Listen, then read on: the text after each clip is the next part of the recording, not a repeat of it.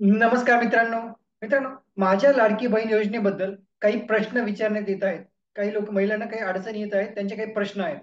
आता त्यातला एक पहिला प्रश्न म्हणजे काही महिलांचे फॉर्म हे बऱ्याच दिवसापासून पेंडिंग आहेत. म्हणजे ते अजून पुढे गेलेलेच नाहीत. काही दिवसामध्ये 8 दिवस झाले, 10 दिवस झाले, तरी ते पेंडिंग मध्येच आहे, ते पुढे गेलेले नाहीये. तर त्यांचा हा प्रश्न आहे की आम्ही काय करावं, म्हणजे वाट बघावी त्यांचं पूर्ण पुढे जाण्याचं, की परत फॉर्म भरावेत, कसं करावं.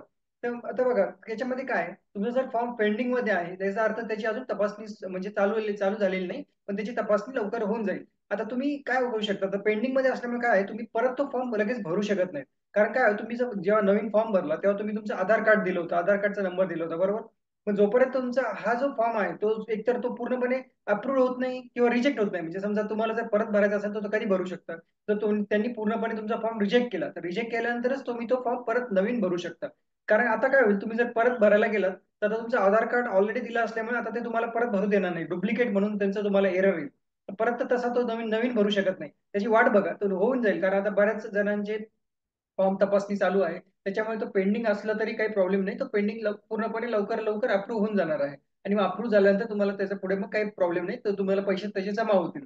आता त्याच्यामुळे तुम्ही असं काही करू नका की परत नवीन फॉर्म भरा वगैरे, तो भरू शकणार नाही. आधार कार्ड तुम्ही आता परत टाकू शकत नाही जोपर्यंत तुमचं रिजेक्ट होत नाही.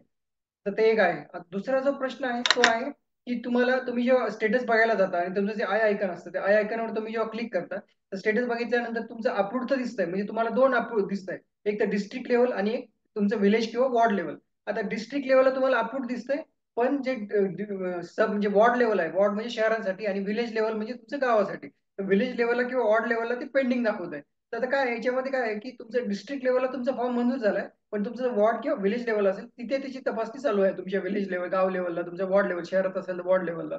आता ही तपासणी चालू असल्यामुळे त्या लेवलला ते पेंडिंग दाखवत आहे. आता नॉर्मली काय तुमच्या डिस्ट्रिक्ट लेवल अप्रूव्ह झाल्यामुळे तुम्हाला खाली काही अडचण यायला नाही पाहिजे. ते परत रिजेक्ट होण्याचे चान्सेस खूप कमी आहेत, ते काही रिजेक्ट होणार नाही.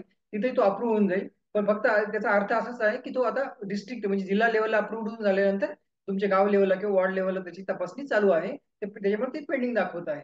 पण तुम्हाला असं काही अडचण येण्याची चान्सेस नाही आहेत, कारण एकदा डिस्ट्रिक्ट लेवलला अप्रूव्ह झाल्यामुळे मग आता वॉर्ड लेवलला अप्रूव्ह होण्याची चान्सेस पूर्णपणे आहेतच, त्याच्यामध्ये प्रॉब्लेम यायला नाही पाहिजे. तर अशी ह्या दोन गोष्टी आहेत, हे दोन प्रश्न आहेत, त्याचे उत्तर देण्याचा आपण प्रयत्न केलेला आहे.